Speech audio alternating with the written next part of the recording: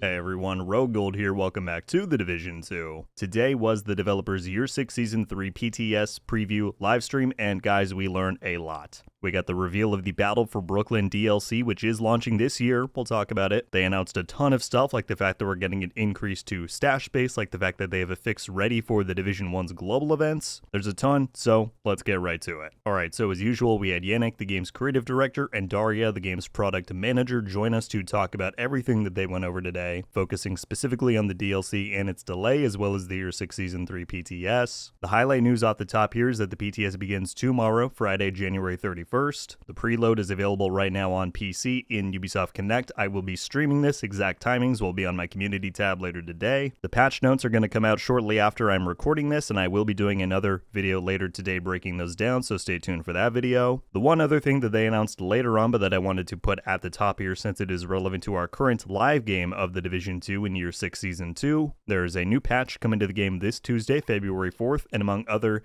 changes, it is also going to be delivering a Valentine's Day event as well as an Expertise XP event that they quickly just dropped at the Q&A section at the end. So I'm sure we will get more info about that soon, but look forward to that coming next week. Alright, now the very first thing that they addressed off the top of this stream was the delay of the Brooklyn DLC, but also the reveal of it. So before we get into the details, I just want to say that if you were hoping for or expecting a huge explanation of why the delay happened and stuff like that, we didn't really get that. In fact, they said very little about why it was delayed other than what they basically said in the statement already, which is that they just needed a little bit more time to complete it, polish it, all of that. So that aspect of things, in my opinion, was disappointing. It would have been great to get a little bit more substance there, given that we have been waiting for this for so long and it had already been delayed by an entire year. But they did not leave us completely empty-handed, because they did reveal that the new DLC is going to be titled Battle for Brooklyn. They showed the key art, which looks pretty darn sick. It is in Brooklyn. You can see up on the water tower it says Save Brooklyn. This art would also seemingly confirm that this is going to take place in the fall, right? These trees and the environment looks very autumn-based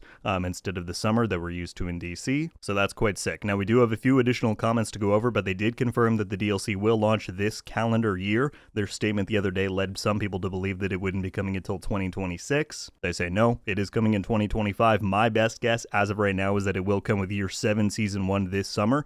I have a feeling the reason they're not confirming that is because they don't want to do a grand reveal of Year 7 yet or confirm its existence, even though they kind of did later on, which we'll talk about. But what they did say is that more details on the DLC and Brooklyn is coming in their annual anniversary that they're going to do in March. And my guess that I'll put out there right now is that I think this March we will get the announcement of Year 7, we will get kind of a rough roadmap, and that is when they will say that yes, this is coming this summer for Year 7 Season 1. But to be clear, they did not confirm that. All they said is that it is coming this calendar year, so for all we know, it could come in October, November, December. Let's hope not, but that's what they said. As far as the delay in details there, Yannick said that this DLC is of course a very ambitious undertaking for the team and resources that they have now, right? This is a much smaller team than they had years ago when they worked on Wony. And as far as progress on the DLC, he said we are nearly there and they just want to take the extra bit of time to ensure its quality. That's again part of why I think it is going to be ready for the summer. They did go ahead and re-emphasize, like they've talked about before, the difference between an expansion and a DLC. This is not going to be as big as Wony, but again, that is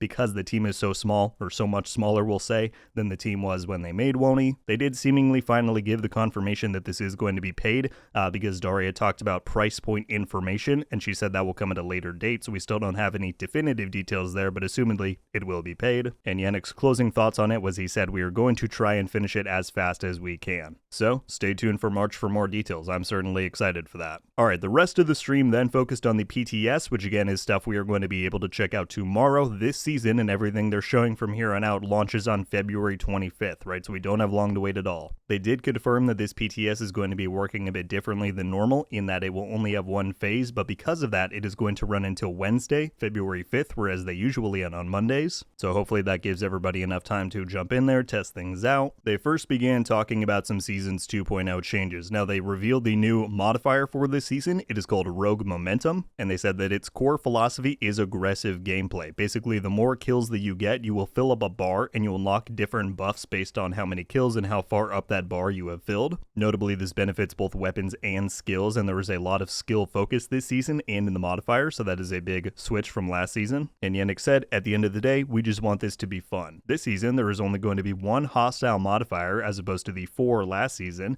and it works a bit differently as it grows more powerful the further you go into your seasonal journey. So it has its base ability, and then once you get to, I believe it's at tiers 3, 4, and 5, it will basically upgrade itself in power. And all it seems to do, I'll need to go and freeze frame and look at the thing again, but it basically just looks like it is going to be buffing the NPC's base stats and abilities, kind of matching our power, so that there's still a bit of challenge once you get to the higher tiers of modifier play. They then previewed some of the active and passive mods. Obviously, we're going to have to dive into the PTS to fully look at these and test them out, but one of the active ones is called Overdrive, and it deals with instantly filling that gauge up to get the maximum benefit. There's also then Tactical Supremacy and Vendetta, and they quickly browsed over the passive modifier screen, which Yannick did note that the majority of these ones specifically are focused around skills. And again, they're really incorporating skills into this season's modifier, which was not something that we saw last season. They then talked about some greater Seasons 2.0 changes that includes the fact that all modifiers are now going to be unlocked through the seasonal journey, so no longer will you have to farm the passive ones through the priority objective system. This was a pretty cool change. They said that seasonal journeys 1 and 3 will immediately be available for level 40 players when you log into the new season on day 1. Because what they said is that tiers 1 and 2 unlock as you progress a character towards level 40, and they're intended for that level of play, right? Basically introducing you to the game's different systems and all of that. And so because tier 3 onward is what is intended for endgame play, that is what is available to us right away. So you no longer have to do tiers 1 and 2 if you don't want to, again, if you're at level 40. They confirmed that you do now get a passive season XP buff if you choose to use the seasonal modifiers in gameplay. I love that. And then as far as priority objectives, they noted that the difficult to find objectives, such as elite resource convoys, things like that,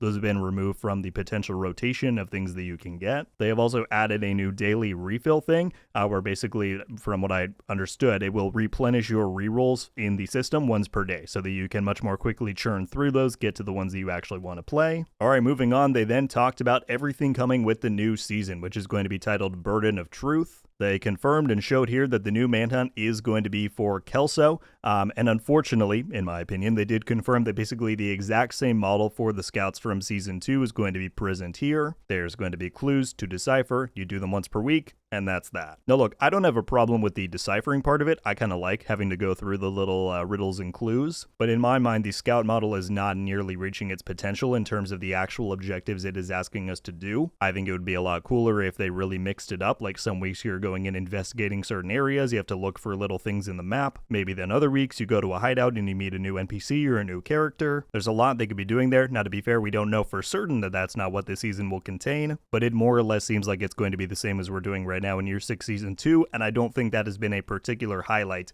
of Seasons 2.0. But moving on, they then previewed all of the new gear and exotics and everything we got coming with the season. As far as the weapon, there is a new MP7 called the Oxpecker. This thing looks crazy. If you see it fired in gameplay, which I will put on screen, it has like this rotating barrel with like red flame coming out of it. It looks wild. The talent is a little bit less crazy in my opinion. It's called Symbiosis, where while having a shield deployed, you lose shield health at a rate of 10% per second, but the shield then receives repairs of 25% of the damage dealt by the weapon. So this seems to be a little bit of high risk, high reward in the fact that we know when shields break, you get that like disorient effect on you. But if you pair this with Striker, for example, and you're just healing the shield beyond what anyone could damage it, that can be pretty strong. So I'm interested to try this out, and I love that it's an MP7. Probably the ones I'm most interested in, though, were these new exotic gloves called the Exodus gloves. The talent is called Smoke Screen, where it said on armor break, drop a smoke bomb at your feet, concealing you from enemies for 3 seconds, and that has a 40-second cooldown. They mentioned this does have a PvP modifier, although they did not show that. And they also didn't show this one working in gameplay. I'm very curious to test this one out. That seems like a cool new effect that's going to be in the game, so yeah, excited for those. And then finally, they showed off an exotic backpack called Birdie's Quick Fix Pack. It has a super long talent, which feel free to pause and read, but basically it buffs your revive speed, it provides damage resistance to you and the person you're reviving, and upon revival, it then adds a skill tier to your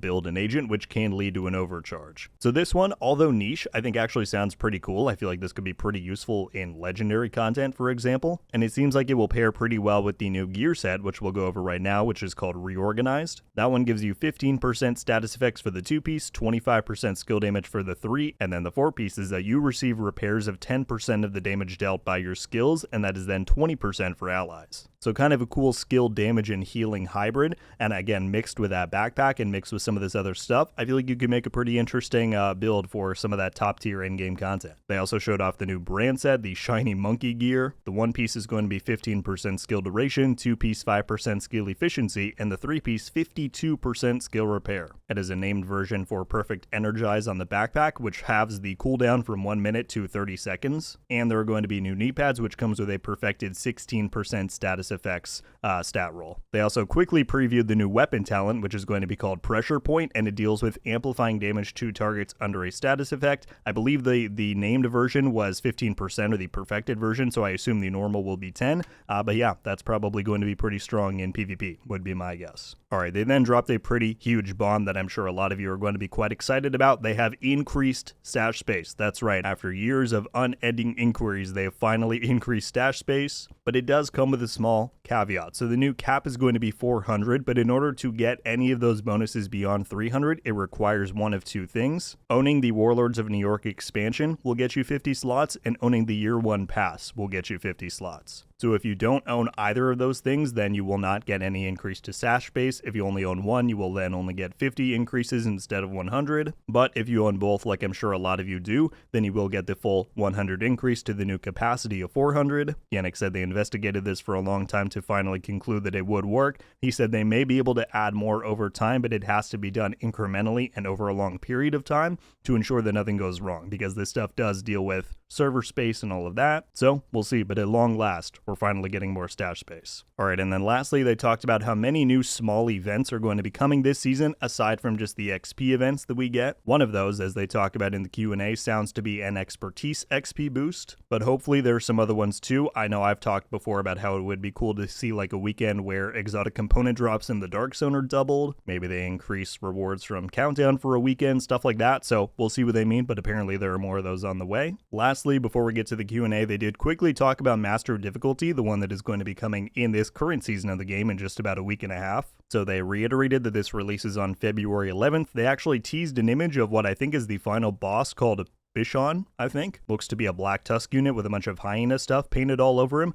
So this is pretty cool. Apparently we'll be fighting this guy in game soon. And they did fully clarify what the drop situation is going to be with the new Provocator exotic. I did talk about this in my video from yesterday, but they confirmed that unlike originally believed, it will not be exclusive to Master difficulty. How it is going to work is that if you choose to do Master, your first completion of that difficulty will get you the exotic guaranteed at a 100% drop chance. However, if you don't want to play Master, you can just do the lower difficulties of the climax, and it will have a chance to drop from those even if you have never done Master. So there you go, it will be available for everybody regardless of what you want to play. Alright, and then finally they moved on to the Q&A, where they kicked things off with a pretty big reveal. The Division 1 global event situation has been fixed, or at the very least they said a fix has been found. They are testing it internally right now, and they said it will be released when it's ready. So this is pretty exciting. I will be sure to jump into the Division 1 and do a dedicated video whenever that goes live, but at long last that's on the way. Yannick noted that unfortunately, although he previously talked about how True Patriot was at the top of their list for rebalances, it is not going to be included in this season's balancing pass. Apparently there will be more details about that in the upcoming patch notes, so we'll take a look at that for sure. They did note that the Lexington is going to be nerfed by a small amount. Apparently its overall effectiveness is going down by about 1.1%, so that's something to keep in mind. They did basically confirm here that there's going to be no snow in Brooklyn, and I think that was kind of evident from the key art that they showed earlier on. Another kind of big announcement here is that the updated player expression feature that was originally teased on the Year 6 roadmap, and I've talked about this in videos before, they said it has kind of been canceled. They tested it out, it didn't fully fulfill their goals, which sounds very similar to what they said about the specialization rework from back in the day. However, they did say that certain elements from what they had planned there are still going to make it to the game, and they will be added over time as quality of life features,